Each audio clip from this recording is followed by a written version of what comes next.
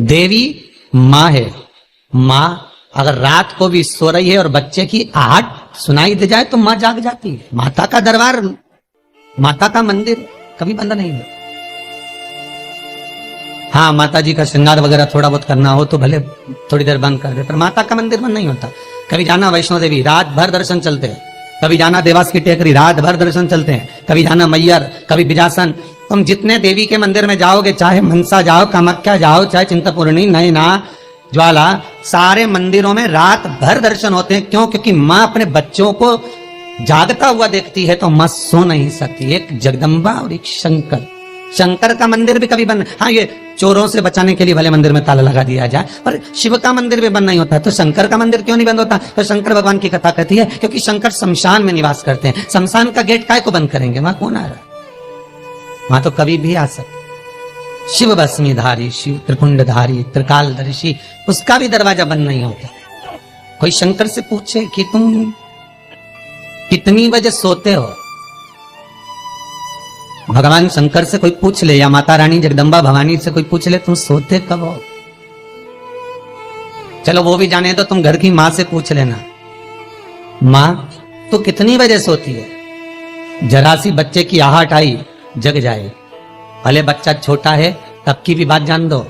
बच्चा अगर बड़ा भी हो गया ना, कॉलेज भी पढ़ रहा है हो, बच्ची नौकरी वोकरी भी करने की तैयारी कर रहा हो या नौकरी कर भी रहा हो ना, तो भी माता का हृदय माता का होता है।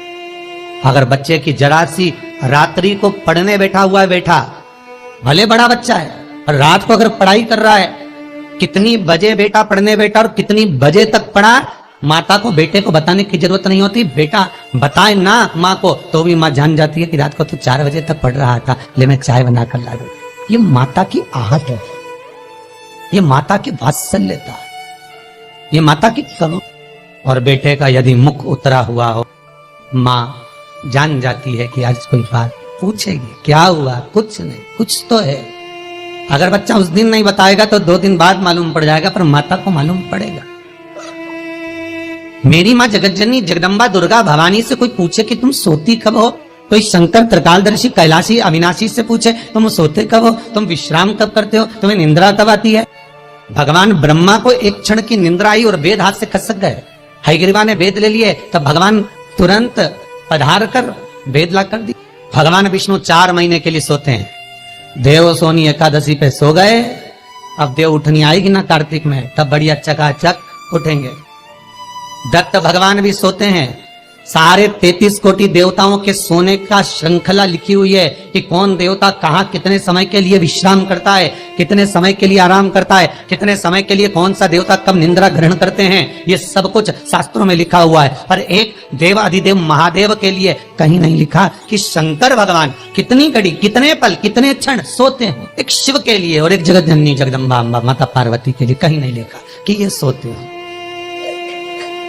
गणेश जी का भी विश्राम लिखा है कि गणेश जी भी विश्राम करते हैं।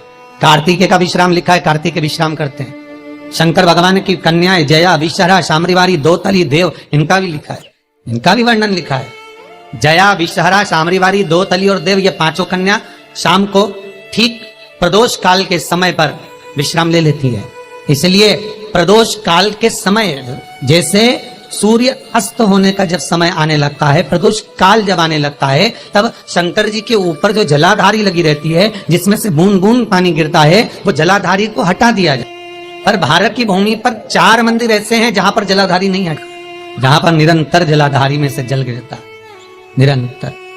प्रदोष काल के समय जया, विषहरा, शामरीवारी, दोतली जो शंकर भगवान की कन्या है, ये भी विश्राम कर। अशोक सुंदरी शिव की पुत्री, ये भी विश्राम कर देती।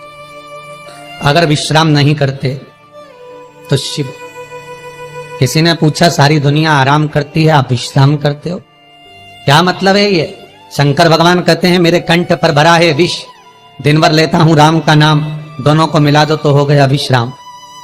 शिव विश्राम भी कर रहे हैं तो वो वाला विश्राम नहीं कि कहीं पलंग पर, कहीं सैया पर, कहीं जाकर सो गए, आराम कर लिया या तकिया लगाकर सो गए। भगवान राम का दर्शन करोगे तो सोते हुए दर्शन मिल जाएगा, कृष्ण का करोगे तो सो रहे हैं रुक्मणी जी चरण दबारी, श्री जी बाबा का करोगे तो ठाकुर जी सो रहे हैं, श्रीमद वल्लभाचार्य जी चादर उड़ा रहे हैं। सारे देवताओं का दर्शन करोगे आपको तो मिल जाएगा, पर शंकर का सोता हुआ फोटो कहीं मिल जाए आपको कि वो विश्राम कर रहे हैं और कोई उनके चरण दबा रहा हो या कोई उनका चरण डोला रहा हो, तो वो बहुत कठिन। बेटा यदि पुकारे, एक वो पहले एक भजन चलता था, बेटा जो पुकारे माँ को आना चाहिए, ऐसा कुछ था उसमें।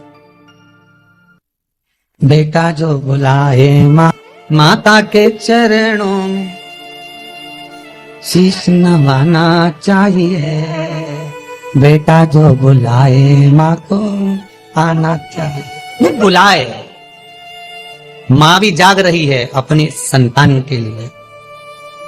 अब ये 7 दिन की जो पुरुषोत्तम शिव महापुराण की कथा है, ये जब विराम होगी उसके बाद में शिव शक्ति शिव पुराण प्रारंभ होगी। उसमें सारे माता के एक एक भाव।